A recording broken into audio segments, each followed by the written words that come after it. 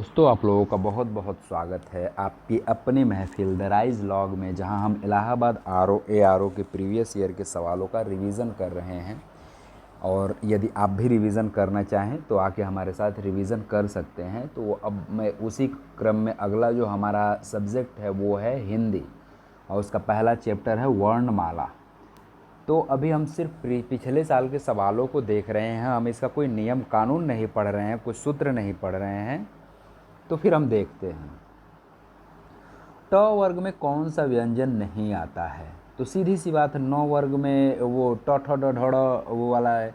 जैसे क वर्ग में क ख ग घ अंग है, फिर च वर्ग में च छ ज झ य है, ट वर्ग में ट ठ ड ढ ड़ है, त वर्ग में त थ द थ न है, प वर्ग में प फ ब भ म है। तो इसलिए ट वर्ग में ये 9 वो जो है कि त वर्ग का वो है 9।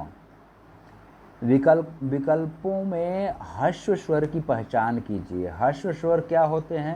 अ ई उ री। दीर्घ स्वर क्या होते हैं? आ ई उ। तो ह्रस्व स्वर क्या है? अ ई है। संयुक्त स्वर ए ऐ ओ औ होते हैं। च का उच्च स्थान हो गया च च च च जो च बोलते समय जीभ तालू से सटती है। च बोलिएगा चाहे ख ख ख ख ख ज झ य, नासिका से ङ य ड़ न म, तो इन नाक से आता है। और गले से क्या होता है? क ख ख दोनों जगह से आता है। चलो ठीक है, कोई बात नहीं।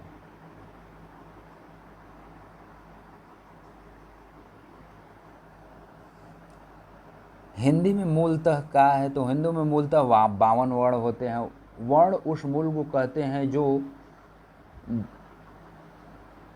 ध्वनि को, वर्ण उस मूल ध्वनि को कहते हैं जिसका खंड न हो। इसीलिए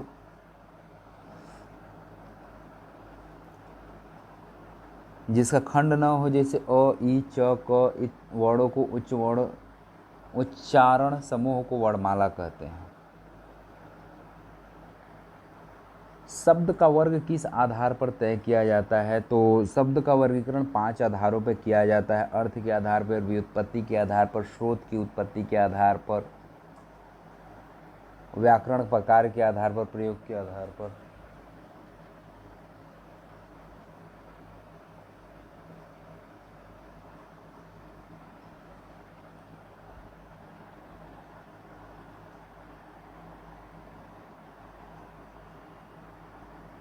निम्नलिखित संयुक्त स्वर्ण है ओ है।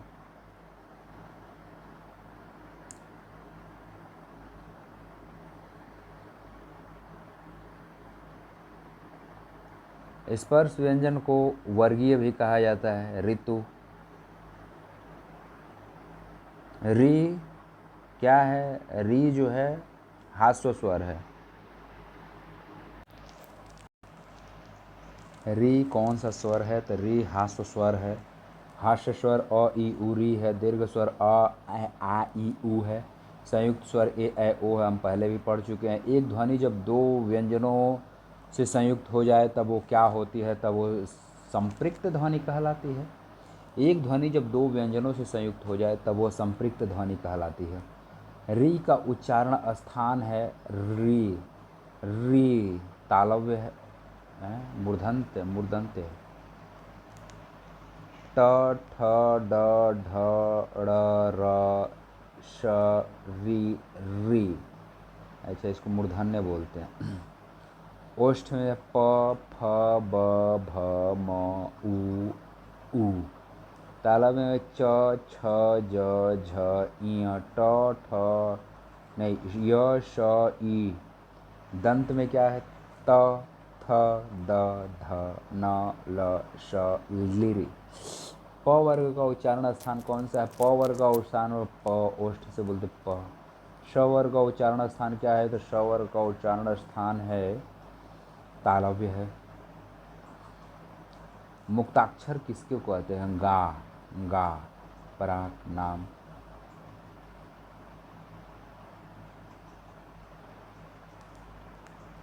श वर्ग का उच्चारण स्थान है तो स वर्ग का उच्चारण स्थान मूर्धन्य है। ट वर्ग का उच्चारण स्थान है तो ट वर्ग का उच्चारण स्थान मूर्धन्य है। बद्धाक्षर उदाहरण उदाहरण किसका है? तो एक का उदाहरण है बद्धाक्षर मुक्ताक्षर। बद्धाक्षर जिसकी अंतिम ध्वनि व्यंजन हो, जैसे आप, नम, नाम, एक आदि, जिसकी अंतिम ध्वनि व्यंजन हो तो उसको क्या बोलते हैं? बद्धाक्षर बोलते हैं। याद रखना इस बात को, क्या बोलते हैं उसको? बद्धाक्षर बोलते हैं, बद्धाक्षर बोलते हैं। व का उदाहरण क्या है? तो व दंतोष्ठ व कंठ तालव्य, कंठोत्स्य, मूर्धन्य, दंतोष्ठ व व व ये कैसे? कंठ तालव्य ए ओ औ, कंठोस्थ ओ औ, मूर्धन्य ट ठ ड ढ ढ, दंतोष्ठ व तो अभी हम ओष्ठ प फ ब भ छ। चलो, विसर्ग का उच्चारण कहाँ है? तो विसर्ग का उच्चारण जो है कंठ में है। विसर्ग का उच्चारण कंठ है। अन्य विकल्पों के विवरण इस पर है। कंठ क वर्ग अ आ है, दंतोष्ठ व, कंठोस्थ ओ औ, दंत्य त वर्ग तथा ल वर्ग। कंठोस्थ दंतोष्ठ को अ वर्ग में, व वर्ग में बोलते हैं। हिंदी में व्यंजनों के वर्णों की व्याख्या कीजिए। हिंदी में व्यंजनों के वर्णों की कितनी संख्या है? तो टोटल 33 वर्ण है। अंतस्थ व्यंजन क्या है? तो अंतस्थ व्यंजन अर्धस्वर हैं। निम्नलिखित विकल्पों में से ऊष्मा व्यंजन कौन से है? तो श, श, ह, झ। तो श, ह, इन चार वर्गों का उच्चारण रगड़ या घर्षण से उत्पन्न वायु से होता है, इसलिए उसमें ऊष्मा व्यंजन भी कहते हैं। तो ये आप याद रखिएगा। रचना एक व्युत्पत्ति के आधार पर शब्दों में प्रकार, रचना एवं व्युत्पत्ति के आधार पर शब्दों के प्रकार में से एक है, क्या है? तत्सम, विकारी है, योग रूढ़ है या सार्थक है? तो ये दिए गए प्रश्न त्रुटिपूर्ण है, क्योंकि रचना तथा व्युत्पत्ति के आधार पर अलग अलग प्रकार के। रचना के आधार पर 3 है, रूढ़ शब्द है, यौगिक शब्द है, रोग युग शब्द है। व्युत्पत्ति के आधार पर 4 प्रकार के होते हैं, तत्सम, तद्भव, देशज, विदेशज होते हैं। तो ये पूरा आप याद रखिएगा। 6 वर्ण निम्नलिखित में से किसके योग्य से बना है? तो पहले होता है ज, क, श, क और श वर्ग से मिलकर बना है। अच्छा, ज्ञ ज वर्ग से मिलकर, ज्ञ ज तथा इयों से मिलकर बनता है। त्र त आधा त और रा से मिलकर बनता है। स्र आधा श और र से मिलकर बनता है। तो ये याद रखिएगा, यहाँ से सवाल रिपीट हो जाएंगे। य, र, ल, व ध्वनियाँ किस व्यंजन के भेद के अंतर्गत आती हैं? तो य, र, ल, व, तो ये है अंतस्थ व्यंजन। निम्नलिखित विकल्पों में से स्वर्ण बताइए, तो स्वर बताइए। तो स स्वर अ है, तो इसमें कोई वो नहीं है। अनुस्वार के संबंध में कौन सा कथन उपयुक्त है? अनुस्वार, इसे ओम के निशान के रूप में लिखा जाता है। वर्तनी एवं वाक्य शुद्धि। वर्तनी की दृष्टि से अशुद्ध विकल्पों की पहचान कीजिए। तो मतलब विकल्पों का पहचान करना है तो अमूल, आत्मत्व दोनों शब्द वर्तनी दृष्टि से इनका शुद्धतम इप्सित है। इप्सित है, बड़ी ई की मात्रा लगाकर लिखा जाता है। और आत्मत्व, आत्म तत्व होगा और इसका आत्म तत्व होगा।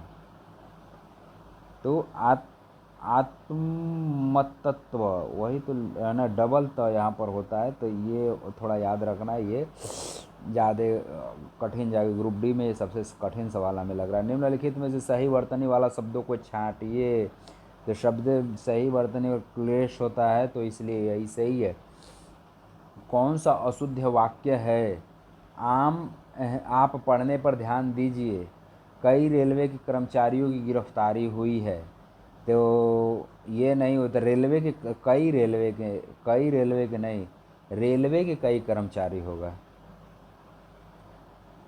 वर्तनी की दृष्टि से शुद्ध है आधार पर सही विकल्प है, शुद्ध विकल्प तो सन्यासी है। निम्नलिखित शब्दों में से सही वर्तनी वाला विकल्प कौन सा है? तो वो मणिक्य है।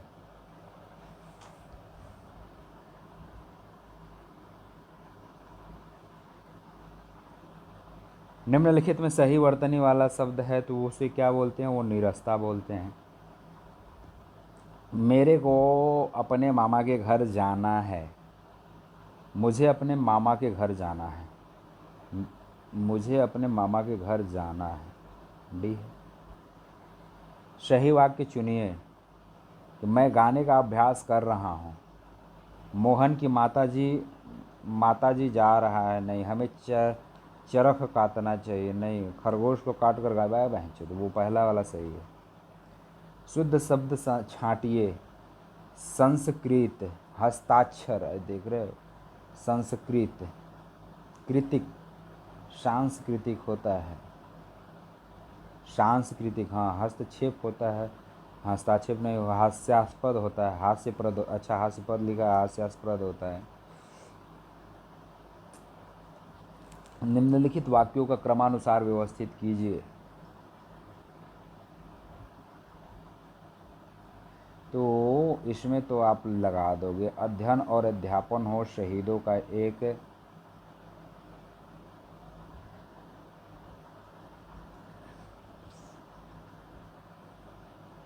शहीदों का एक, ये तो खैर बना देंगे हम। बी, शहीदों का एक, उसके बाद से ऐसा स्मारक, शहीदों का एक ऐसा स्मारक बनाया जाए जिसमें क्रांतिकारी आंदोलन के इतिहास का अध्ययन अध्यापन हो। तो ये तो पुरानी थी, ये भी वो हम बैठा लेंगे, ये कोई हम नहीं बता। मजदूर दिनों रात तो दिन काम करता था, तो ये कोई वो नहीं। मजदूर दिन रात काम करता था। ये कौन सा वाक्य शुद्ध है, ये हम बना लेंगे। कौन सा शब्द अशुद्ध है? कौन सा शब्द शुद्ध है? तो राष्ट्रीय ऐसे लिखाया जाता है, बाकी सब चुतियापा है। आपके साथ उचित न्याय होगा, आपके साथ न्याय किया जाएगा। निम्न में कौन सा शब्द शुद्ध है? तो शुद्ध है कृशांगनी, कृशांगी। कोमलांगिनी नहीं है, चकितनी नहीं है। चकितनी नहीं होता है, शुद्ध चातकी होता है। कोमलांगिनी नहीं, कोमलांगी होता है। प्रेयसी नहीं, प्रेयसी होता है। तो याद रखना, वर्तनी के आधार पर निम्नलिखित में से कौन सा शब्द शुद्ध है? तो पौर्विक शब्द शुद्ध है। बाकी ललायित नहीं होता है, लालायित होता है। लब्ध प्रतिष्ठ नहीं होता है, लब्ध प्रतिष्ठित नहीं होता, लब्ध प्रतिष्ठ होता है। दायित्व मतलब नहीं, दायित्व होता है।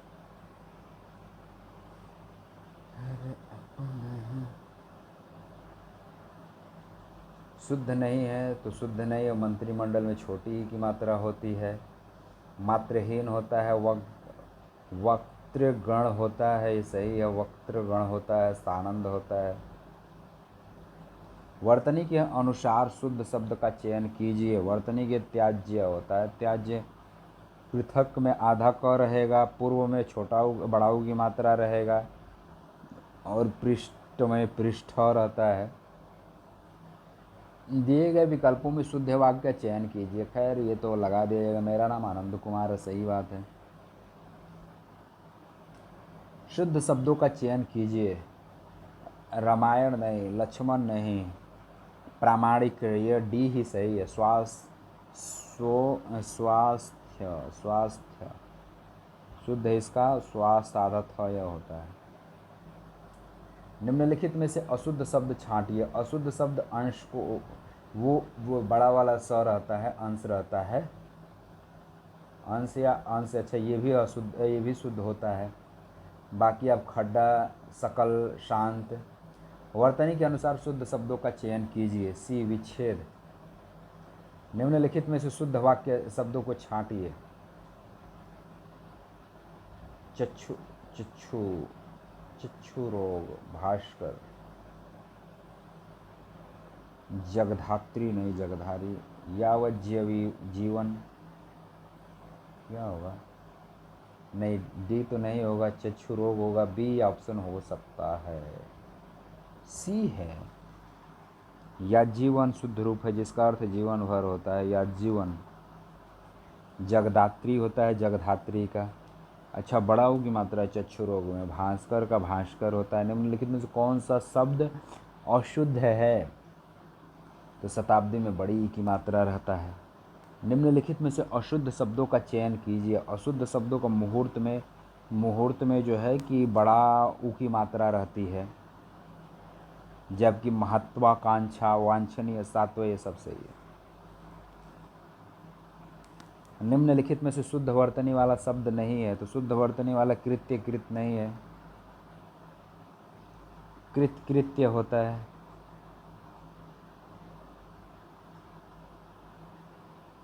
प्रयोग की दृष्टि से सही विकल्पों का चयन कीजिए। समर ने रोटी को खाया, समर ने रोटी को खाया, समर ने रोटी खाया, समर ने रोटी खाई। सुमेल ने कुत्ते को मारा। ईला ने मछली मारी। प्रयोग की दृष्टि से सही विकल्प, सुमेल ने कुत्ते को मारा, ईला ने मछली मारी। सुमेल ने कुत्ते को मारा, ईला ने मछली मारी, दोनों वाक्य शुद्ध हैं। वर्तनी के अनुसार शुद्ध शब्दों का चयन कीजिए। वर्तनी की प्रतिच्छाया ही होती है शुद्ध शब्द। तिरस्कार, तिरस्कार में वो वाला स होता है। मनोकामना,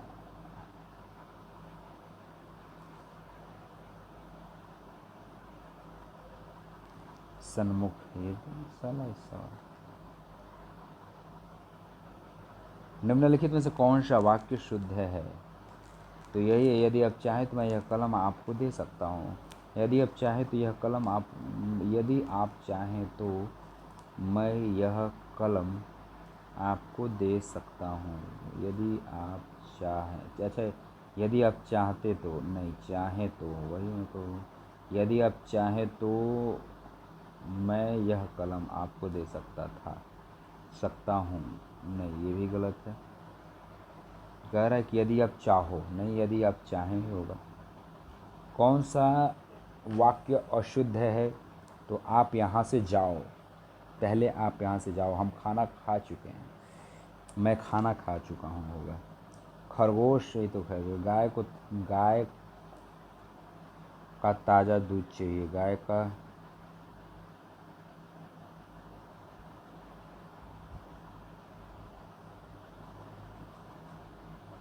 आप यहाँ से जाइए, आप यहाँ से जाइए, आप यहाँ से जाओ नहीं, आप यहाँ से जाइए, हम खाना खा चुके हैं।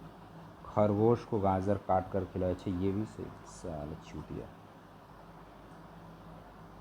उनकी प्रसिद्धि सारे देश भर में फैली है। इस वाक्य का शुद्ध रूप क्या है? तो उनकी प्रसिद्धि देश भर में फैली है। निम्न में से अशुद्ध शब्दों का चयन कीजिए। सौहार्द, तत्व, सौहार्द होगा जिसका शुद्ध रूप सौहार्द है। अन्य तीन शब्द तत्व, हिरण्यकश्यपी तथा स्थायित्व मात्रात्मक दृष्टि से पूर्णतः शुद्ध है। दिए गए विकल्पों में शुद्ध वाक्यों का चयन कीजिए। तो ये शुद्ध वाक्य साहित्य और जीवन के अभिन्न संबंध है। वर्तनी के आधार पर अशुद्ध शब्द छांटिए। वर्तनी के आधार पर प्राप्ति, पक्व, गुणी, असहाय। सी क्यों लग रहा है कि अशुद्ध? हाँ, सी। गुणी इसका शुद्ध रूप तो गुणी या गुण होता है। वर्तनी के अनुसार शुद्ध शब्दों का चयन कीजिए। तो शुद्ध शब्द प्रेयसी ही है। बाकी क्या है? छत्र छाया का शुद्ध शब्द छत्र छाया, ऐसा होता है का?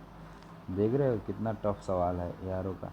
तथा एक तारा का शुद्ध रूप एक तारा, ये तो समझ में आता। उपरोक्त का उपर्युक्त होता है। ठीक है, मान लीजिए एक तारा का एक तारा होता है, उपरोक्त का उपर्युक्त होता है, ये भी गलत है। और प्रेयसी और छत्र छाया में तो मैं कंफ्यूज हो जाता है। मान लो प्रेयसी बहुत पहले का आरों के लिए पढ़ा था। दिए गए विकल्पों में सही वर्तनी का चुनाव करें। कर्तव्यनिष्ठ, कर्तव्यनिष्ठा, कर्तव्यनिष्ठ सी सही है। निम्नलिखित में से किस शब्द की वर्तनी अशुद्ध है?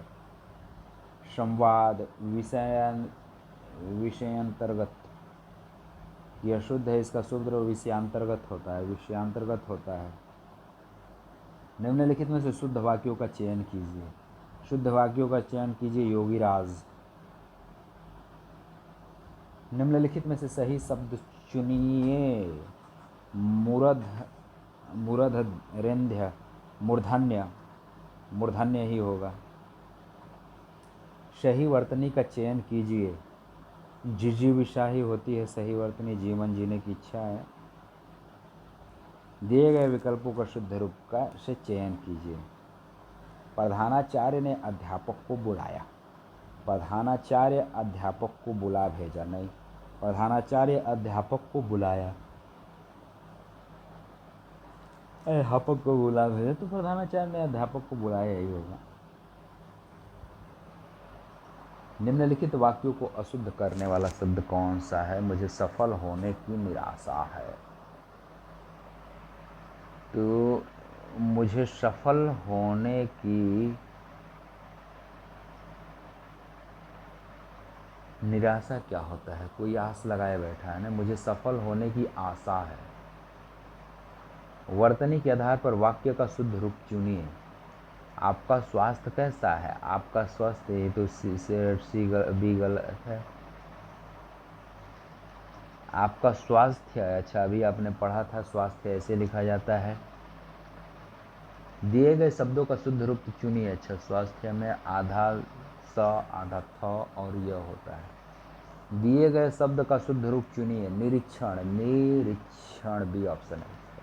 किस वाक्य में वर्तनी शुद्धि अशुद्ध है? तो बच्चों को मेरा आशीर्वाद देना है, यह उच्च कोटि का ग्रंथ है, ठीक है, मैं आपसे क्षमा चाहता हूँ, ये भी सही है। पत्र गोपनीय है, ये भी सही है। कौन से शब्दों की वर्तनी शुद्ध है? कौन से शब्द की वर्तनी शुद्ध है? तो कवयित्री होता है।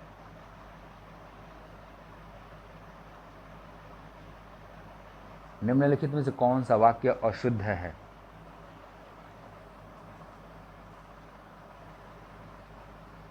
वे वापस लौट आए, यह मुझसे नहीं हो पाएगा, ए ऑप्शन ही गलत लग रहा है। वह गाने का अभ्यास करता, प्रत्येक व्यक्ति जीना चाहता है। किस वाक्य में वर्तनी संबंधी अशुद्धि है? ईश्वर अंतर्यामी है, उज्ज्वल चांदनी में सैर का आनंद आता है। उज्ज्वल चांदनी में सैर का आनंद आता है वाक्य में वर्तनीगत अशुद्धि है, इसका शुद्ध रूप होगा उज्ज्वल चांदनी में सैर का आनंद आता है। तो उज्ज्वल में उज्ज्वल ही वो अलग तरीके से लिखा जाता है। उज्ज्वल में आधा ज होता है, दोनों आधा ज ही होता है। मेले में बच्चा खो गया। बच्चा मेले में खो गया। बच्चा मेले में खो गया। रोगी को काटकर, अच्छा, सेब को काटकर रोगी को खिलाओ। रोगी को सेब काटकर खिलाओ, ये ही सही होगा। निम्न में से कौन सा शब्द वर्तनी की दृष्टि से शुद्ध है? वाल्मीकि, ये ऑप्शन ही शुद्ध है, इसका बहुत बार पूछा गया है। लिंग की दृष्टि से अशुद्ध वाक्य चुनिए। लिंग की दृष्टि से, मोटा आदमी आया है, आपकी चरित्र अच्छी है, आपका चरित्र अच्छी, आपकी तुम्हारी जेब अशुद्ध वाक्य, तुम्हारी जेब खाली है, उसकी कलम खो गई, बी ही ऑप्शन इसका है। आपका चरित्र अच्छा है होता है। वचन की दृष्टि से अशुद्ध वाक्यों का चयन कीजिए। प्रत्येक व्यक्ति यही कहेगा, ठीक है, हर एक कुआं मीठे जल का नहीं होता है। मैं उनकी सज्जनता पर मुग्ध हूँ, उसके प्राण निकल गए, उसका प्राण निकल गया। अशुद्ध है क्योंकि प्राण शब्द बहुवचन होता है, इसीलिए इस प्रकार होगा कि उसके प्राण निकल गए। अच्छा, तो अब जो है कि सब कुछ अशुद्ध है, लेकिन वचन की दृष्टि से अशुद्ध है। आज सब प्रत्येक व्यक्ति यही कहेगा। ये भी गलत है, हर कुआं मीठे जल का नहीं होता है। निम्नलिखित में शुद्ध वर्तनी का चयन कीजिए। तो कर्म नाशा ही शुद्ध है इसमें। निम्नलिखित में से शुद्ध वर्तनी का चयन कीजिए। तो शुद्ध वर्तनी का उऋण होता है। निम्नलिखित में से कौन सा वाक्य अर्थ की दृष्टि से शुद्ध है? अध्यापक के डांटने पर बालक चुपचाप कहने लगा कि वह निर्दोष है। नहीं, मैं मरने के बाद भी आपकी मित्रता को याद रखूंगा।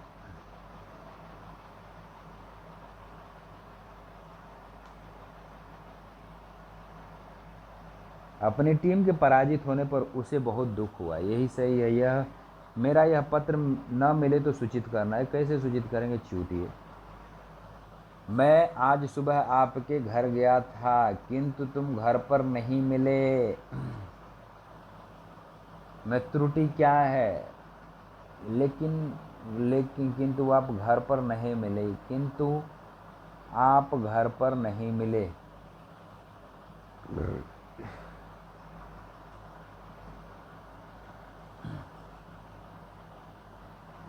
वाक्य शुद्धि, मेले में बच्चा खो गया। वाक्य शुद्धि, ये भी हो गया। निम्न में से कौन सा शब्द वर्तनी की दृष्टि से? ये भी हो गया। लिंग की दृष्टि से अच्छा। कौन सा वाक्य अशुद्ध है? आप हमारे घर पर कब आएंगे? औसमय वर्षा के कारण अधिकतम फल नष्ट हो गए।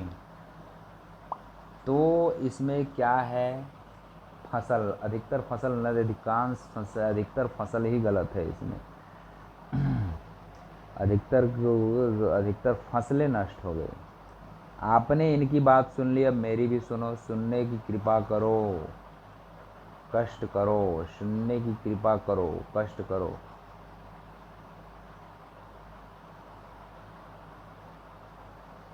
सुनने की कृपा करो स्थान पर सुनने की कृपा कीजिए। अच्छा, कीजिए गड़बड़ है। कल जो आदमी को आपने बुलाया था वो आज आ गया है। आपने कल जिस आदमी को बुलाया था, कल जो आदमी को, कल जो जिस आदमी का, ठीक है। कौन सा वाक्य अशुद्ध है? मैं नहाकर पूजा की। मैंने नहाकर पूजा की। मैंने नहा लिया है। मैंने नहाना है। शी ही अशुद्ध है। संज्ञा, सर्वनाम, विशेषण एवं विशेष्य, लिंग, क्रिया, वचन, कार्य, अवयव आदि।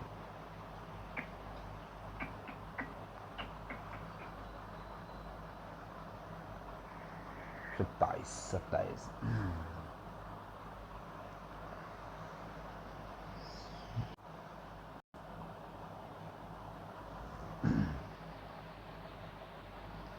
अगला जो चैप्टर है इसमें कई सारे टॉपिक शामिल है। संज्ञा, सर्वनाम, विशेषण, विशेष्य, क्रिया, लिंग, वचन, कारक, अवयव।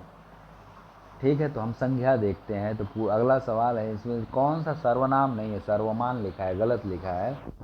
तो सर्वनाम क्या है? वह, उसने, तुम। मेघ जो है ये नाम है, तो ये संज्ञा है। निम्नलिखित में से जातिवाचक वाचक संज्ञा कौन सा है? तो सुरेश नामवाचक है। गर्मी ये वो है। और मंगलवार वो तो बूढ़ा है, जो वो जो जाति से रिलेटेड है। शशि, और इनका मिलान करना है तो शशि पुल्लिंग है। सेना समूहवाचक संज्ञा है। रामचरितमानस व्यक्तिवाचक संज्ञा है। कृपा स्त्रीलिंग है। निम्नांकित में भावनात्मक संज्ञा का सर्वाधिक उपयुक्त उदाहरण कौन सा है? औचित्य है।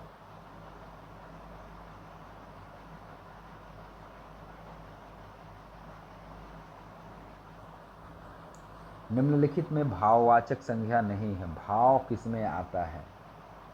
प्रेम है, सिंधु है, बीमारी है, उमंग है। तो दिए गए विकल्पों में सिंधु भाववाचक संज्ञा नहीं बल्कि एक व्यक्तिवाचक संज्ञा है। बीमारी, प्रेम और उमंग जैसे शब्द भाववाचक संज्ञा के अंतर्गत आते हैं। भाववाचक संज्ञा वो संज्ञा होती है जिसमें व्यक्ति, वस्तु, गुण या धर्म के देश अथवा व्यक्ति परक का बोध होता है, उसे भाववाचक संज्ञा कहते हैं। निम्नलिखित में से भाववाचक संज्ञा का उदाहरण दीजिए। तो भाववाचक संज्ञा मित्रता है उदाहरण में। जिस संज्ञा से किसी पदार्थ या वस्तु या प्राणी के गुणों दोषों अवस्था का दशा एवं धर्म आदि का बोध हो उसे भाववाचक संज्ञा कहते हैं। उदाहरण के तौर पर थकावट, सुंदरता, बचपन, मोटापा, जवानी इत्यादि।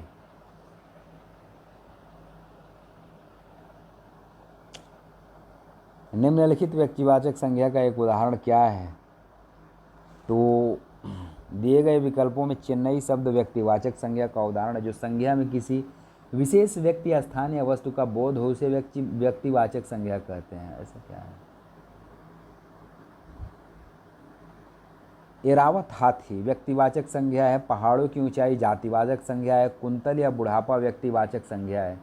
चतुराई करने वाला खरगोश जो है भाववाचक संज्ञा है। तो ये सवाल बहुत टफ मेरे ख्याल से लग रहा है, मतलब उतना नहीं पढ़ने के बाद से तो समझ में आ जाएगा, लेकिन देख रहे हो ग्रुप डी में भी अच्छा खासा हिंदी पूछा है। यानी हिंदी ग्रुप डी की हो या आर ओ की हो, ठीक ठाक पूछ रहा है। सूची 1 को सूची 2 से मिलाइए। तो जल जो है द्रव्यवाचक संज्ञा में है, तो ए का 4 मिला देने से आपका उत्तर मिल जाएगा। ए का 4 मिलाने से आपका बी या डी होगा। गांधी जी क्या है? गांधी जी बच्चे जातिवाचक संज्ञा में आते हैं। डी का 2 है। ए का 4, डी का 2। अच्छा, हड़प। अब दूसरा क्या बचता है?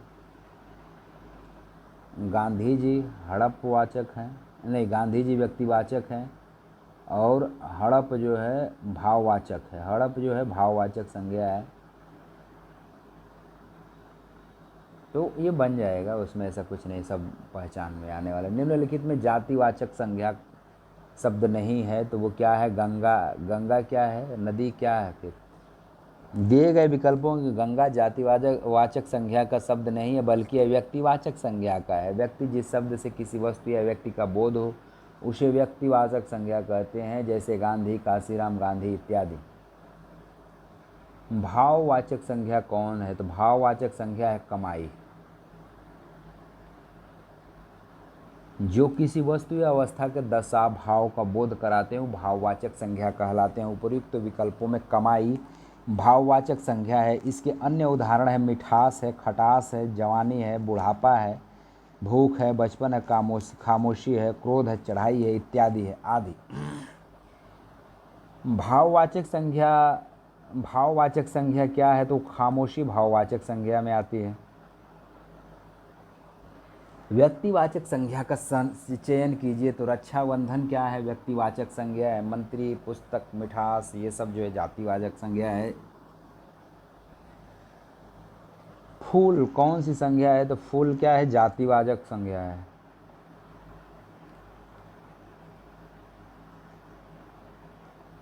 अहम की भावना क्या है? तो अहम की भावना है अहंकार से रिलेटेड है। रमेश कल आएगा, रमेश कल व्यक्तिवाचक है। संज्ञा शब्द क्या है? सम और ज्ञा शब्द से मेल से बनता है संज्ञा। संज्ञा शब्द सम और ज्ञा शब्द से मिल के बना है। दिए गए वाक्य में भाववाचक संज्ञा बताइए। इस तालाब में गहराई अधिक है। गहराई क्या है? गहराई ही बोध करा रहा है।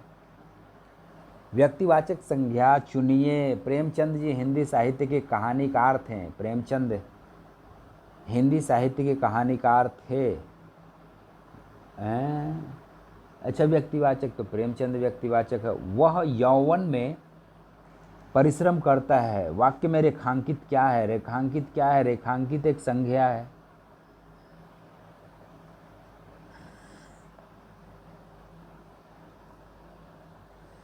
नीचे लिखे वाक्य के खाली स्थान को भाववाचक संज्ञा से पूरा कीजिए। उसका सारा सौंदर्य उसी में है, हंसी में।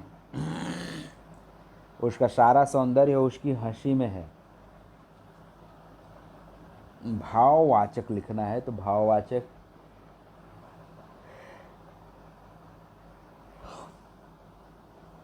व्यक्तिवाचक सुंदरता में विश्व प्रसिद्ध है तो व्यक्तिवाचक ताजमहल है। निम्नलिखित में से कौन सा शब्द जातिवाचक संज्ञा है? तो जातिवाचक पर्वत है, तो गंगा में क्या दिक्कत है? व्यक्तिवाचक। जातिवाचक, अच्छा पर्वत, कई सारे पर्वत होते हैं, वो तो व्यक्तिवाचक, नदी, पर्वत, लकड़ी आदि। लिखना शब्द भाववाचक संज्ञा है, बताइए। लिखाई, सर्वनाम, अब जो संज्ञा के स्थान पर जो शब्द प्रयोग होते हैं उन्हें सर्वनाम कहते हैं। निजवाचक सर्वनाम का उपयुक्त वाक्य क्या है? आप अपने भाई को लेकर आओ। दिए गए विकल्पों में आप अपने भाई को लेकर आओ वाक्य निजवाचक सर्वनाम का उदाहरण है, जिस शब्दों का प्रयोग वाक्य स्वयं के लिए वक्ता स्वयं के लिए करता है और जो सर्वनाम प्रथम पुरुष, द्वितीय पुरुष और तृतीय पुरुष के रूप में निजता बोध कराते हैं उन्हें निजवाचक सर्वनाम कहते हैं।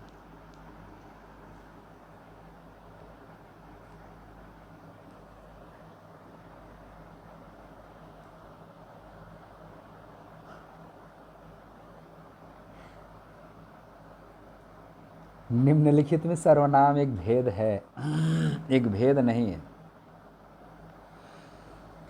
सर्वनाम का एक भेद नहीं है। प्रश्नवाचक, पुरुषवाचक, निश्चयवाचक, भाववाचक, तो प्रश्नवाचक शायद नहीं है। बी विकल्पों में भाववाचक सर्वनाम का भेद नहीं बल्कि संज्ञा का भेद है। अन्य विकल्प प्रश्नवाचक, पुरुषवाचक, निश्चयवाचक से अच्छा भाववाचक संज्ञा का है। निम्न में से कौन सा संबंधवाचक सर्वनाम है? तो जो, यही से है। सूची 1 को सूची 2 से मिलाइए। मिला देंगे, लेकिन हम रिवीजन कर रहे हैं तो बस। मेरे साथ कौन चलेगा? तो ये प्रश्नवाचक है। मैं स्वयं चला जाऊंगा, निजवाचक है। मैं घर जा रहा हूँ, निश्चयवाचक है। वह शीला का घर है, पुरुषवाचक है। राघव की बहन राघव के लिए किताब लाई है। राघव के लिए, राघव की बहन उसके लिए किताब लाई है।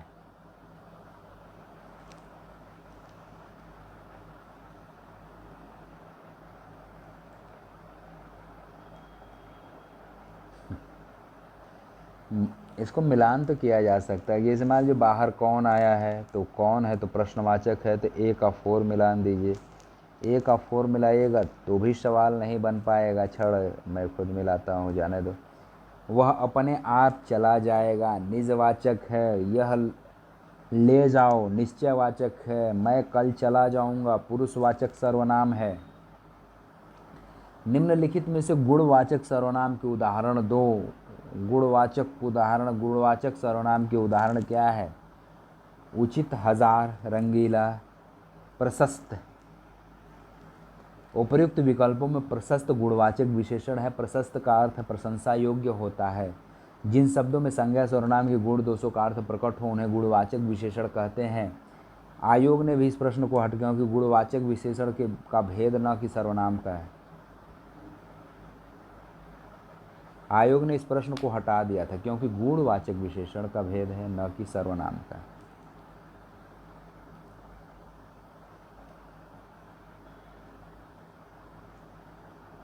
निपात किसे कहते हैं? शब्द में विशेष प्रकार का बल लाने वाले अवयव को निपात कहते हैं।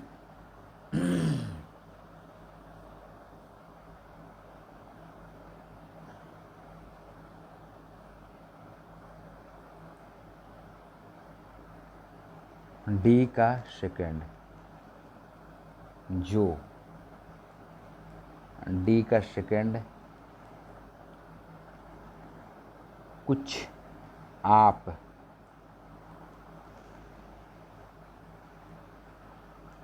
ए का 4 है या ए का 3? आप निजवाचक है तो ए का 3 ऑप्शन सी। ऑप्शन सी ही होगा। आप जो है निजवाचक है, यह जो है निश्चयवाचक है, कुछ जो है अनिश्चयवाचक है, जो है संबंधवाचक है। ऐसा ना हो कि कोई आ जाए, कोई मतलब अनिश्चयवाचक है, डी होगा। आज तुम्हारा अपनापन कहाँ है? तो आज तुम्हारा अपनापन निजवाचक सर्वनाम है।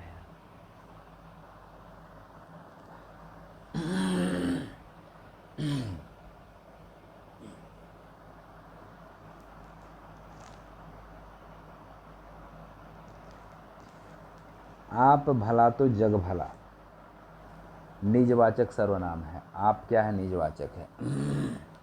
वह कौन है जो संबंध बोधक है?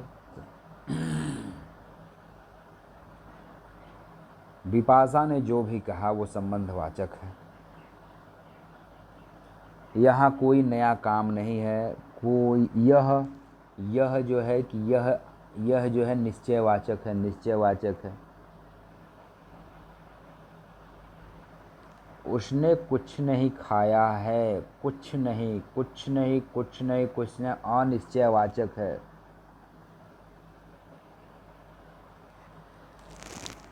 वह औरों को नहीं अपने आप को सुधार रहा है, तो इसका क्या होगा? निजवाचक होगा। पुरुषवाचक सर्वनाम के प्रकार कितने होते हैं? तो 3 प्रकार के पुरुषवाचक सर्वनाम के भेद होते हैं।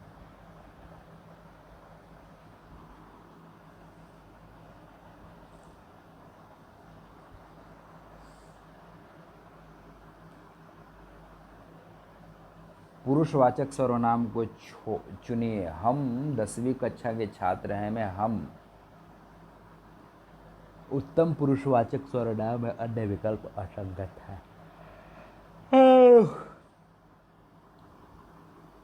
तुम लोग अपनी अपनी कक्षा में चले जाओ।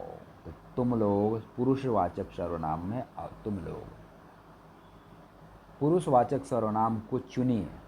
आप लोग अब घर जा सकते हैं, तो आप लोग हो जाएगा, सी होगा।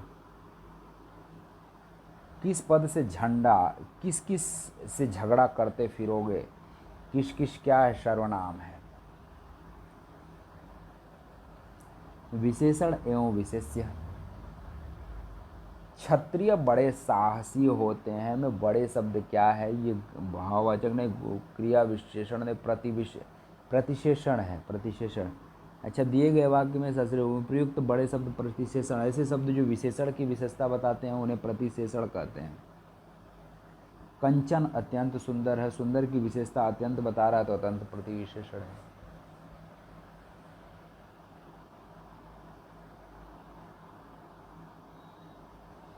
ये तो मेरे को विषय में पढ़ना है। यह तुम्हें बापू के अमूल्य गुणों से अवगत कराएगा। अमूल्य गुणों से अवगत कराएगा। वाक्य में विशेषण पद क्या है? अमूल्य है। निम्नलिखित में से गुणवाचक विशेषण का उदाहरण दीजिए। तो भला।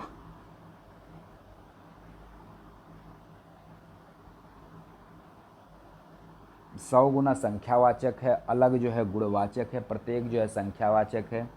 अधिक के परिमाण बोधक है। दिए गए शब्दों में विशेषण की पहचान कीजिए। मौलिक।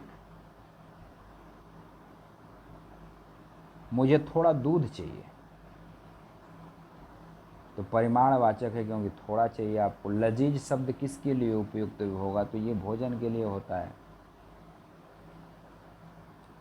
निम्नलिखित में से विशेषण पदबंध चुनिए। नदी में बहता पानी साफ था। तेज चलने वाली गाड़ी प्रायः देर से पहुंची। तो क्या होगा ये? विशेष पदबंध। किसी पदबंध का अंतिम शब्द यदि विशेषण हो। अच्छा,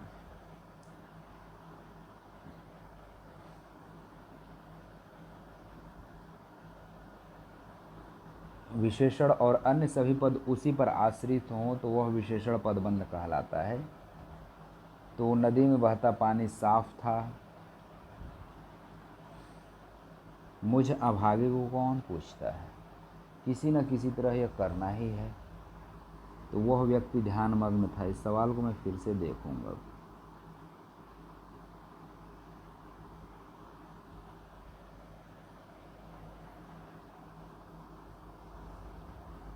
सूची 1 को सूची 2 से मिलान कीजिए।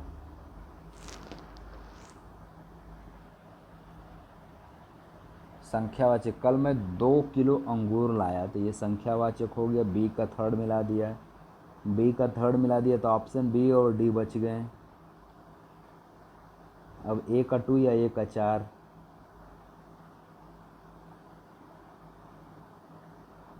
गुणवाचक है। थोड़ी छोटी निकली, साड़ी थोड़ी छोटी निकली, मेरी किताब किसने ली।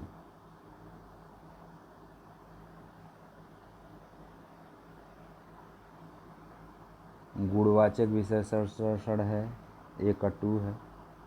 कल मैं 2 किलो अंगूर लाया, संख्यावाचक साड़ी थोड़ी छोटी निकली, अच्छा परिमाण है। मेरी किताब किसने ली, सर्वनामिक विशेषण है।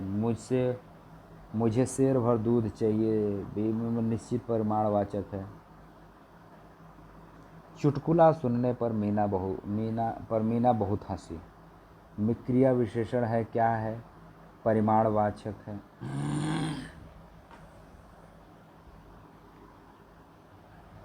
निम्नलिखित वाक्यों में रेखांकित विशेषण का भेद है। थोड़ा दूध हमारे लिए भी लेते आना।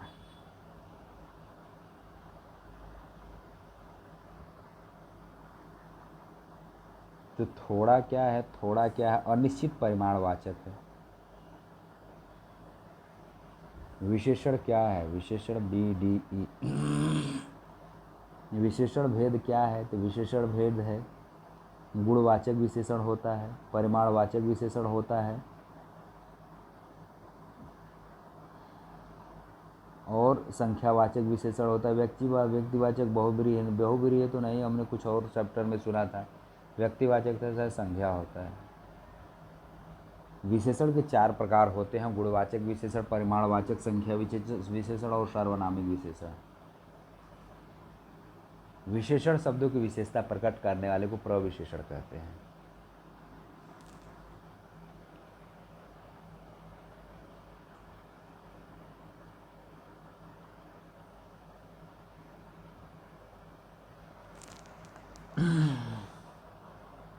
परिमाणवाचक विशेषण का उदाहरण है मन की आवाज़, मन अनाज। अच्छा, मन अनाज रोज रोज नहीं है, सकल संसार नहीं है, हम सब नहीं है।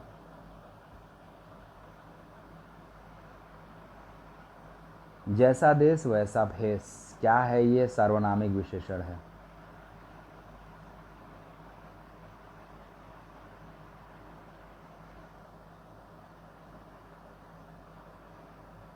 विमल ताज़ा हरा अमरूद बेच रहा था, विमल ताज़ा हरा अमरूद बेच रहा था, गुणवाचक विशेषण था। सूरज के निकलते ही आसमान सिंदूरी लाल हो उठता है, सूरज के निकलने ही आसमान सिंदूरी लाल हो जाता है। तो ये प्रविशेषण का उदाहरण, क्योंकि विशेषण का विशेषण है वो। अब किसका भला नहीं होगा, भला क्या है, भला विशेषण है।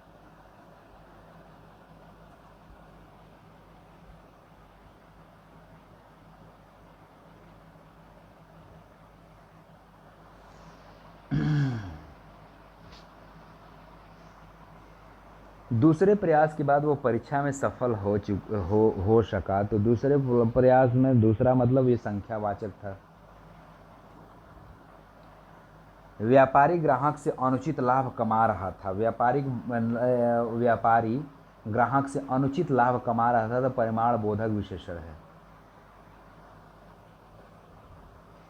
निम्नलिखित वाक्य में प्रयुक्त विशेषण का प्रकार बताइए। 2 पुस्तकें लाना, 2 पुस्तकें संख्यावाचक हैं। विशेषण में बदलिए, गुलाब, गुलाबी, गुलशन, गुलबहार, गुलकंद। गुलाब गुलाबी होता है।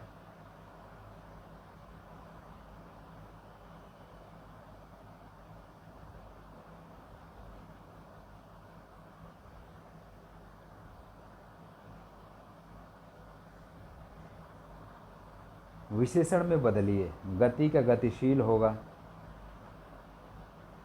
कुछ लोग इधर ही आ रहे हैं, वाक्य में रेखांकित शब्द क्या होगा, कुछ लोग जो है अनिश्चित है, अनिश्चित संख्यावाचक है।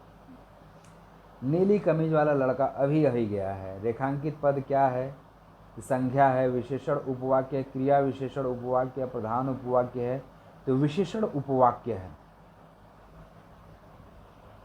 दुबई कितना सुंदर देश है, विधेय विशेषण है। जो विशेषण विशेष्य और क्रिया के बीच आकर उसकी विशेषता बताए, विशेषण और क्रिया के बीच आकर उसकी विशेषता बताए, उसे विधेय विशेषण कहते हैं। जैसे मेरा घोड़ा लाल है,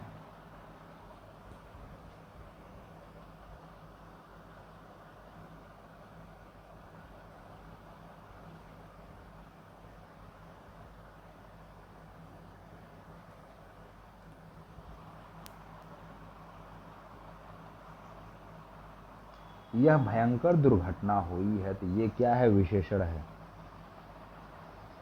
सब कुछ समाप्त हो गया।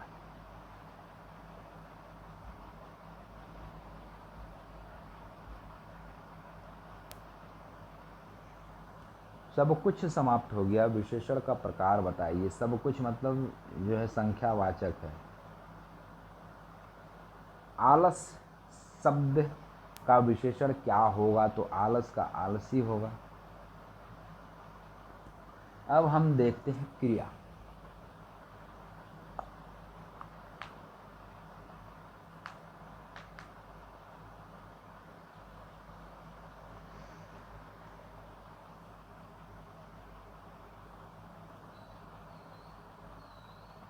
मैं बैठा था। वाक्य की क्रिया किस काल की है? तो भूतकाल की क्रिया है। वह अपना सिर खुजलाता है, तो सकर्मक क्रिया होगी है। कर्म या जिसके साथ कर्म की संभावना हो।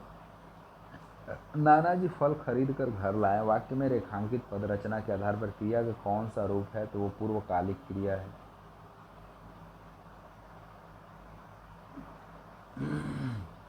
बूंद बूंद से घड़ा भरता है, अकर्मक क्रिया कहते हैं।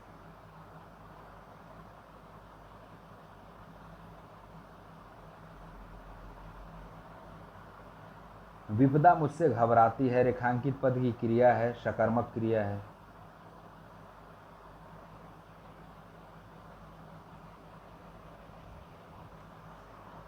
ये चीज़ तुम्हारा यह चीज़ें तुम्हारा जी ललचाती हैं। ललचाती क्या है? ललचाती है सकर्मक क्रिया है। ललचाती वाक्य में रेखांकित शब्द में सकर्मक क्रिया। सकर्मक क्रिया उसे कहते हैं जिसका कर्म हो या जिसके साथ कर्म की संभावना हो, अर्थात जिस क्रिया का व्यापार संचलन तथा कर्ता से परे हो, जिसका फल किसी दूसरे वस्तु या व्यक्ति अर्थात पर पड़े। अंतर्द्वंद के कारण यह मुश्किल से हो पाया था। तो क्या हो पाया था? अवकाश बुद्ध संयुक्त क्रिया है। अंतर्द्वंद के कारण मुश्किल से हो पाया था। उपयुक्त वाक्य अवकाश बोध संयुक्त क्रिया का उदाहरण है। जिसे क्रिया को निष्पन्न करने के लिए अवकाश बोध है, वह अवकाश बोध मुक्त क्रिया है। दिए गए विकल्पों में अकर्मक क्रिया को चुनिए। दिखाना, खुजलाना, हटाना, हंसना यह अकर्मक क्रिया है। मेरी छोटी बहन हेमा रोज नाचती है। नाचती है क्रिया चुनिए, नाचना क्रिया है।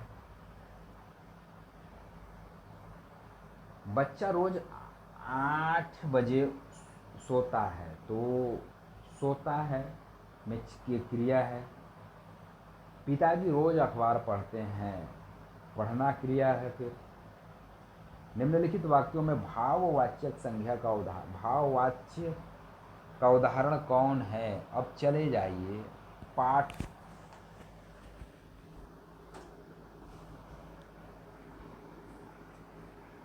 क्या है? अब चला जाए। क्रिया का रूपांतरण जिसे वाक्य में भाव की प्रधानता का बोध हो उसे भाववाच्य कहते हैं। यह वाच्य अकर्मक क्रिया से बनता है। जैसे राम हंसा नहीं जाता है, राम से हंसा नहीं जाता है। निम्नलिखित में से कौन सी क्रिया सकर्मक है? लिखना।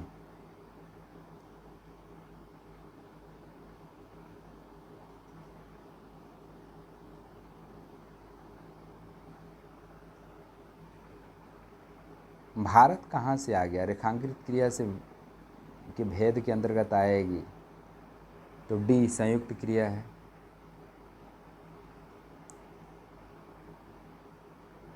निम्नलिखित में से कौन सा वाक्य कर्मवाच्य का उदाहरण है? तो कर्मवाच्य शीला से पढ़ा भी नहीं जाता।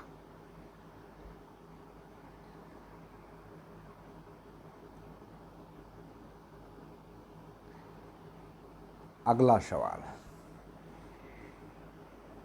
लिंग और बहुवचन। अब देखना, बहुवचन के सही विकल्प चुनिए। छात्रों, बच्चा, विद्यार्थी में छात्रों बहुवचन है। कमरे में 4 खिड़कियां हैं। खिड़कियां शब्द लिंग बताइए। तो लिंग जो है स्त्रीलिंग है।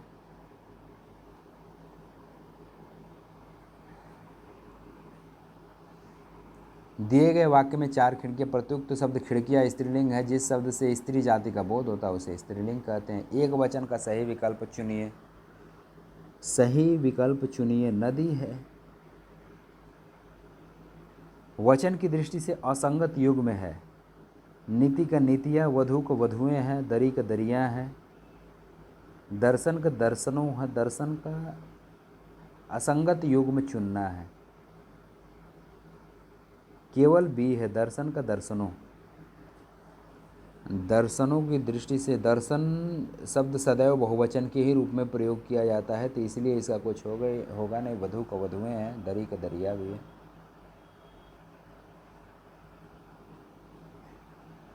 बुढ़ापा शब्द क्या है? ये बुढ़ापा जो है पुल्लिंग है। निम्नलिखित में से एक वचन शब्द की पहचान कीजिए। श्रीमती, बच्चे, नीतियाँ, पाठकगण। श्रीमती।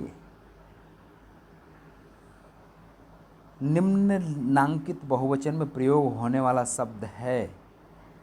बहुवचन में तो अभी हम दर्शन ऊपर पढ़े हैं, बहुवचन है। निम्न शब्दों में से स्त्रीलिंग शब्द का चयन कीजिए। बाल्टी, सब्जी, समोसा, पुखराज, पारा।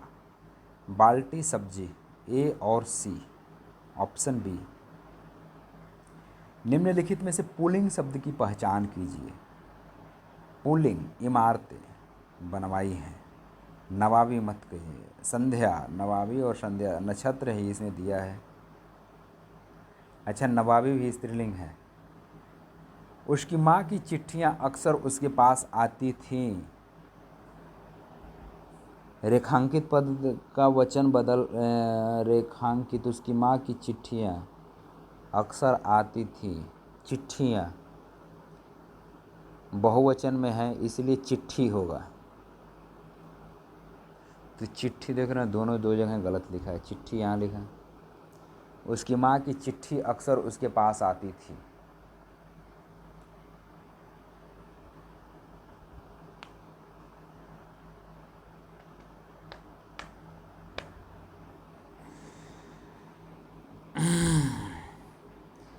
इंद्र शब्द का स्त्रीलिंग क्या है? इंद्र शब्द का स्त्रीलिंग है इंद्राणी।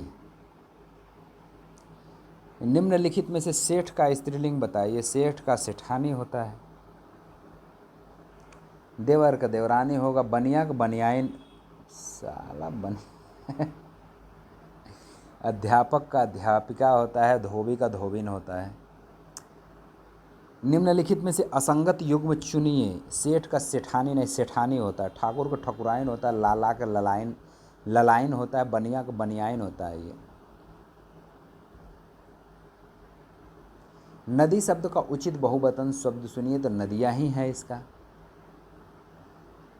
रचयिता का स्त्रीलिंग कौन सा है? तो रचयित्री होता है। कविता का कवित्री होता है।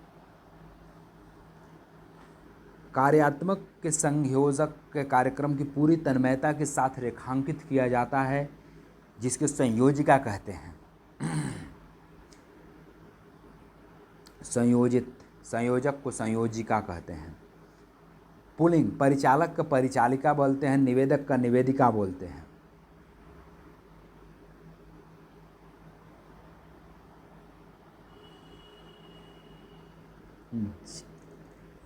कौन सा शब्द पुल्लिंग नहीं है? काष्ठ है, पारद है, पक्ष है, जिह्वा, वो मेरी जीभ कट गई टाइप का। अलका कहती है कि मैं तृष्णा की चिट्ठियां पढ़ सकती हूँ। रेखांकित शब्द का परिचय क्या है? तृष्णा संज्ञा व्यक्तिवाचक स्त्रीलिंग एक वचन कर्ता कारक है, तो संज्ञा व्यक्तिवाचक स्त्रीलिंग एक वचन संबंध कारक है। दिए गए वाक्यों में अलका में तृष्णा की चिट्ठियाँ रेखांकित शब्द। राम मोहन की पुस्तकें पढ़ सकता है। ये सब सवाल एक साथ कई सवाल हैं। राम मोहन संज्ञा की पुस्तकें, जातिवाचक हो गया। राम हो गया संज्ञा और जातिवाचक, तो संज्ञा और जातिवाचक तो दो ठे तो ये कट गए सब। पुस्तकें पढ़ सकता है,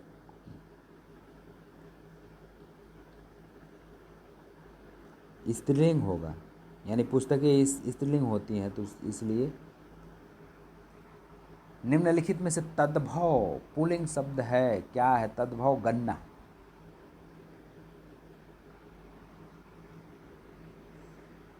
शब्द की जाति को लिंग कहते हैं। हिंदी भाषा में लिंग के कितने भेद होते हैं? तो दो भेद होते हैं, स्त्रीलिंग और पुल्लिंग।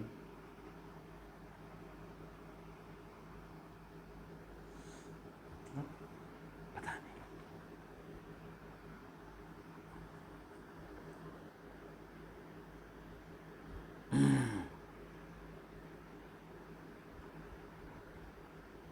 निम्नलिखित में तत्सम पुल्लिंग शब्द है परिमार्जन है।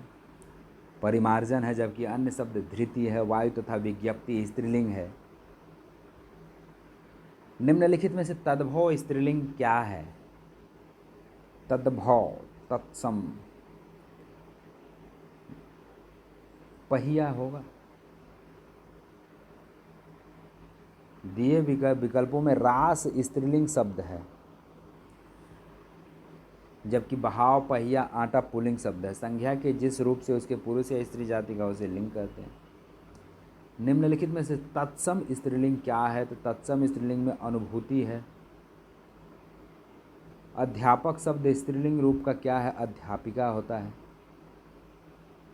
दिए गए 4 शब्दों में से 3 समान लिंग के हैं, विसंगत को चुनिए। कविता, मिठाई, पहाड़, प्यास। मेरी प्यास बुझती नहीं स्त्रीलिंग है, कविता स्त्रीलिंग है, मिठाई स्त्रीलिंग, पहाड़ पुल्लिंग। कौन सा शब्द पुल्लिंग शब्दों की श्रेणी में नहीं आता है?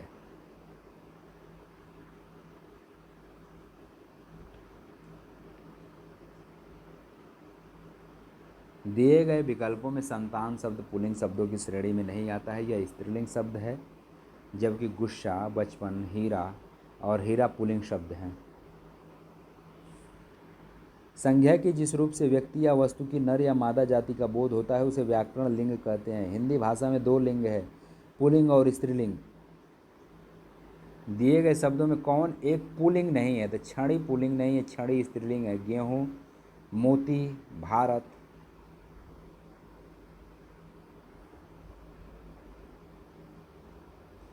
दिए गए शब्दों में बहुवचन चुनिए।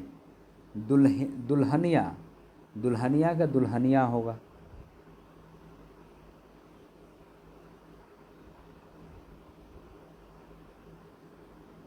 दुल्हन होगा, दुल्हन का दुल्हनिया होता है। मोरनी, लिंग बदलिए, मोरनी का मोर होगा।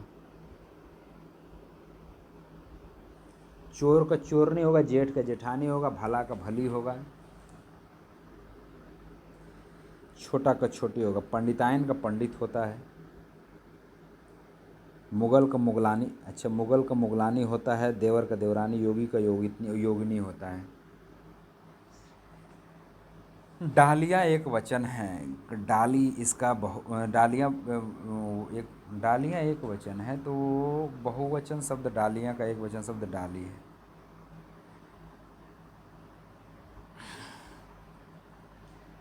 भाई का स्त्रीलिंग बताइए। भाई का बहन होगा।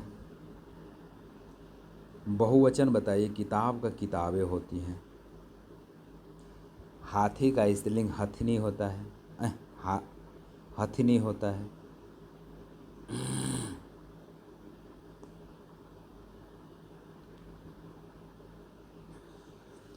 पता का बहुवचन, पता का पत्ते होता है। सी होगा। लिंग की दृष्टि से शुद्ध वाक्य कौन सा है? मेरी पुस्तक अच्छा है, मेरा आपकी नाक कट गई, सही है। जबकि मेरा पुस्तक का शुद्ध रूप होगा मेरी पुस्तक अच्छी है। तथा वाक्य गुलाब का रंग लाल है, गुलाब का रंग लाल है, आपका नाक कट गया, आपकी नाक कट गई, आपकी नाक कट गई। वचन की दृष्टि से अशुद्ध वाक्य चुनिए। हाथियाँ आती हैं, लोग खड़ा है, वचन की दृष्टि से अशुद्ध वाक्य लोग खड़े हैं होता है तथा प्रेम और हरि तुम्हारा मामा है की जगह शुद्ध वाक्य प्रेम और हरि तुम्हारे मामा है। तुम्हारा ये सी भी सही है और लोग खड़े हैं। वचन की दृष्टि से अशुद्ध वाक्य चुनिए, उसके प्राण निकल गए होगा। यहाँ पर प्रत्येक व्यक्ति यही कहेगा। हर एक कुआं मीठे जल का नहीं होता है, वही बात पुरानी वाला सवाल है। मैं उनकी सज्जनता पर मुग्ध हूँ। बंदर का लिंग बदलिए, बंदरिया। वचन भाला, वचन बदलिए, भाला के भालाएं होगा। आत्मा का आत्माएं होगा। गाय का गाय होगा, माता का माताएं होगा, पुस्तक का पुस्तकें होगा। कवि का कवि शब्द का बहुवचन कवि ही होगा, कवि बहुवचन है। जैसे लड़के, जातियाँ, माताओं आदि, परंतु कुछ शब्द सदैव बहुवचन में ही प्रयुक्त होते, जैसे कवि, बाल, दर्शन, आंसू आदि। कौन सा शब्द स्त्रीलिंग है? चीन देवनागरी लिपि में लिखी जाती है। सी देवनागरी लिपि में लिखी जाती है। बेटा शब्द का स्त्रीलिंग बताइए। बेटा का बेटी होगा।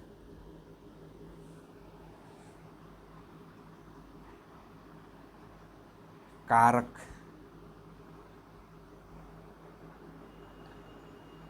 उसके हाथ से सामान गिर गया, वाक्य में कारक की दृष्टि से किसका उदाहरण है? आपादान कारक का उदाहरण है।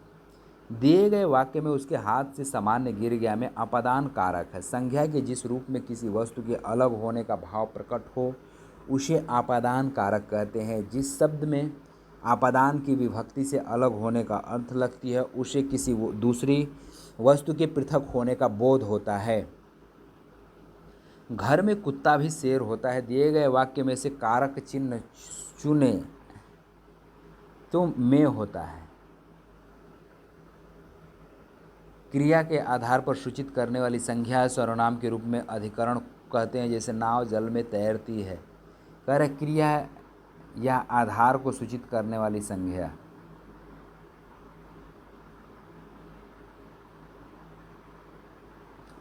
मैं कल रेलगाड़ी से जयपुर जा रही हूँ। रेखांकित में कारक से जो है आपादान कारक है। जिस संज्ञा शरण किसी वस्तु के अलग होना ज्ञात हो उसे आपादान कहते हैं। आपादान मतलब अलग। इसका चिन्ह से है, कारण है, कभी कारण का भी चिन्ह है, परंतु करण कारक इसका अर्थ सहायता होता है, जबकि आपादान में अलगाव का भाव प्रकट होता है।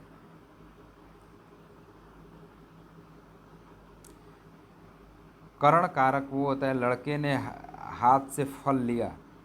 लड़के ने हाथ से फल लिया। कर्म कारण बच्चा खिलौना को फेंकता है।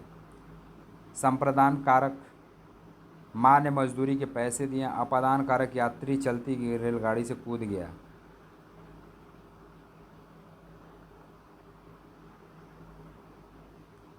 मैंने राधा को पुस्तक दी। ये कौन सा कारक है? संप्रदान कारक है। संप्रदान कारक किसे कहते हैं? दिए गए वाक्यों में मैंने राधा को पुस्तक दी में रेखांकित शब्द संप्रदान कारक का प्रयोग हुआ है। जिसके लिए कोई कार्य किया जाए या कुछ दिया जाए उसके लिए संप्रदान कारक या के लिए होता है। क्रम के अनुसार व्यवस्थित कीजिए तो ये होगा कर्ता, कर्म, कारण, संप्रदान, आपादान, यही होगा तो डी होगा। गुरु ही शिष्य को ज्ञान देता है तो ये संप्रदान कारक है, कोई किसी के लिए कुछ कर रहा है।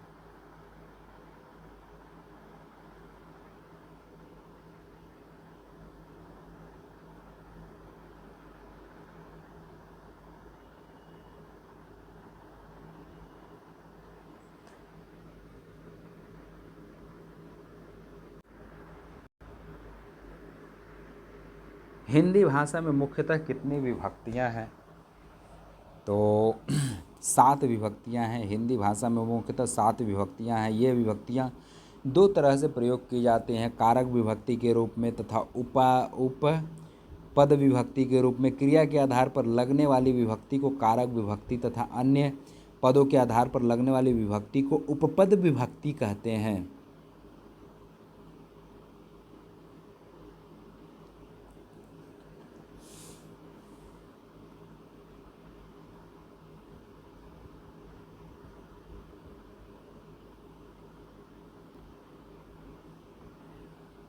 हिंदी भाषा में मुख्यतः कितनी विभक्तियाँ होती हैं? तो 7 विभक्ति होती हैं। कह रहा है कि हिंदी भाषा में मुख्यतः 7 विभक्तियाँ होती हैं। विभक्तियाँ 2 तरह से प्रयोग की जाती हैं, कारक विभक्ति के रूप में तथा उपपद विभक्ति के रूप में। क्रियापद के आधार पर लगने वाली विभक्ति को कारक विभक्ति तथा अन्य पदों के आधार पर लगने वाली विभक्ति को उपपद विभक्ति कहते हैं। कानों सुनी बात पर विश्वास नहीं करना चाहिए, करण विभक्ति है। कानों सुनी बात पर विश्वास नहीं करना चाहिए, रेखांकित पद में करण विभक्ति का प्रयोग हुआ, अर्थात वाक्य में जिस शब्द की क्रिया से संबंध का बोध होता है उसे कारण विभक्ति कहते हैं। वह बच्चा पेड़ से गिर गया, तो यह अपादान होगा क्योंकि विलगाव हुआ है। छत से उतरी हुई लता फूलों से भर गई थी, तो ये क्या है? ये भी अपादान है क्योंकि वो उतर गई।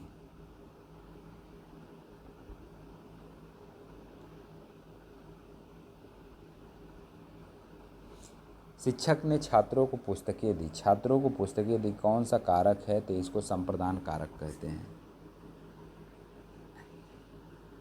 मेरे निमित्त ही ईश्वर की कोई कृपा नहीं है, संप्रदान कारक है।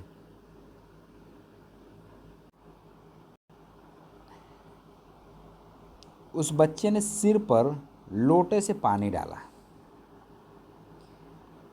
अधिकरण है।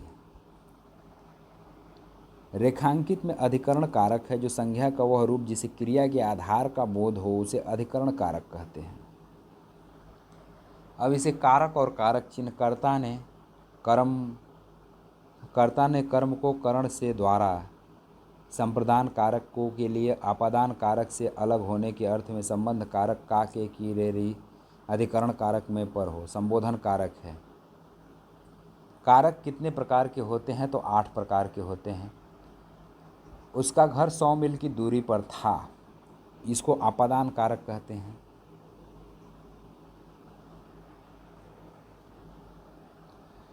अपनी रोजी रोटी की तलाश में वो शहर गया था, तो अपनी रोजी रोटी की तलाश में वो अधिकरण कारक है। आपके ही जरिए इस काम को होना था, तो ये क्या है? करण कारक है। ये पेड़ से पत्ते गिर गए, तो ये क्या है? अपादान है। निम्नलिखित में से विस्मयादि बोधक चुनिए, तो ये जो शाबाश, जो शब्द या लेखक के हर्ष के शोक विनिमय ग्लानि आदि भावों को बोध करते हैं उसमें विस्मयादि बोधक शब्द कहते हैं। इसका चिन्ह ये है। राम ने रावण की मारा, तो कर्म का क्या कारक? नहीं, राम ने रावण को मारा, तो कर्म कारक क्या है? तो कर्म कारक है रावण। इसमें क्यों? वाक्य में राम ने रावण को मारा, रावण शब्द कर्म कारक है। क्रिया के कार्य का फल जिस पर पड़ता है, क्रिया के कार्य का फल जिस पर पड़ता है वह कर्म कारक कहलाता है।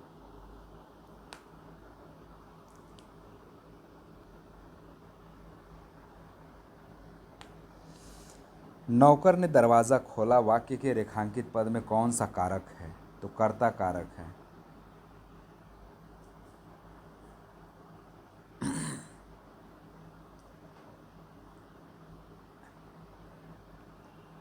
राजा ने ब्राह्मण को धन दिया, वाक्य में रेखांकित कारण है, संप्रदान कारक है। इस वाक्य में धन द्वारा धन दिया जा रहा है, यहाँ देने का भाव है, इसलिए संप्रदान कारक है। मैं प्रतिदिन दूध पीता हूँ, वाक्य में रेखांकित पद में कारक है, तो ये क्या है? कर्म है। कानों सुनी बात पर यकीन मत किया करो, तो ये करण कारक है। अव्यय, निम्नलिखित विकल्पों में निपात शब्द क्या है? तो ही निपात शब्द है। दिए गए विकल्पों में ही निपात शब्द है। साधारणतः निपात अव्यय ही है। हिंदी में अधिकतर निपात शब्द समूह के बाद आते हैं जिनको वे बल प्रदान करते हैं।